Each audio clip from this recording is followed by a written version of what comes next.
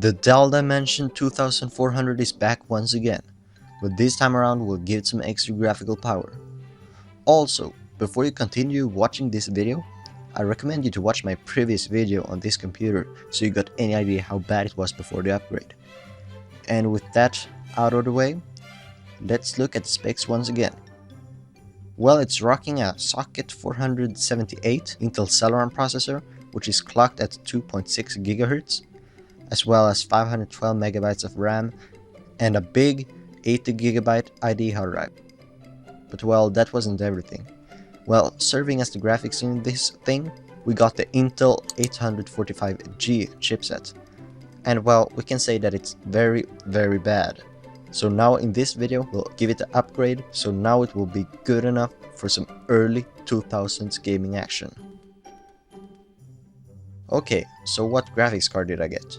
Well, since this PC lacks an 8GB slot, I had to go with a PCIe graphics card, and boy what they're hard to find. I searched everywhere for a cheap PCIe graphics card, but nope, nothing. So then I finally came across the Nvidia GeForce for MX440 for roughly 200 Swedish crowns, which is around $24 at this point. So well, I didn't get any good deal at all, but I got what I wanted. So what about this GeForce for MX440 and what is the specs? Well, this card is a lower end and a more budget-friendly card from Nvidia released back in February 2002. So it was never really designed for gaming as the main purpose. That's kinda like this PC. And well, here on the spec side of things, we got the passively cooled NV17 GPU, which got a base clock of 250 MHz and a memory clock at 159. The VRAM in this card is 64 MB of DDR RAM, so the amount is actually pretty good, since most games from this era don't go over 16 MB or even 32. But wait, there's more. Not only does it have the standard VGA output, but it also got both S-Video and Composite. So it's basically a piece of cake to hook it up to any TV. So now the PC can essentially be a movie player to your living room or just a retro emulating machine. Also, when I received the card, it appeared that the PCI bracket that connects to the back of the case was all bent. So well, I took a hammer and I bent it back to its original state. But then I realized that this bracket wasn't for this card at all, since it had a card further away than it should have. So for now I will have to use it without that thing. And well, it should work as long as I don't pull any cables that might pull the card out. So now when I got that out of the way, why not put it to the test? Okay, let's start off with original GTA just like last time. And unfortunately, it still had those terrible lag spikes.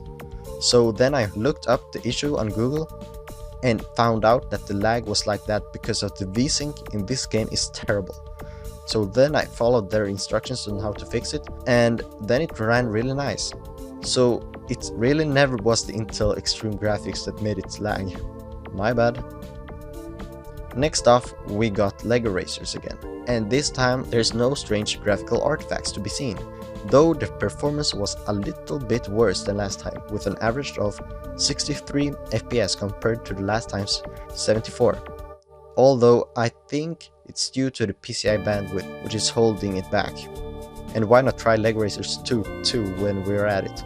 Well, the performance wasn't ideal, only putting out an average of 23 FPS, but I can't really blame the Dell for this, since Lego Racers 2 lag on most of my old computers, even though they're well over the recommended requirements.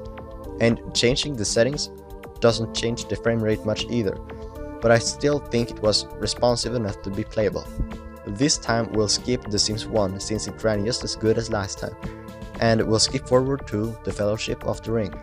And now on The Fellowship of the Ring, we got an average of 26 FPS, which is a significant boost from the 14 FPS that the Intel chip was able to put out. And now the grass actually kinda looks like grass, a huge plus. On Half-Life Blue Shift, we were able to get a whopping 69 FPS on the highest settings with a high resolution of 1280 by 1024 with the HD add-on installed. I mean, this alone was almost worth the upgrade. Moving on to Need for Speed Underground, we can see that we can now finally reach 30 FPS, and it's not even the lowest possible settings, like last time, which only ran at 9 FPS average.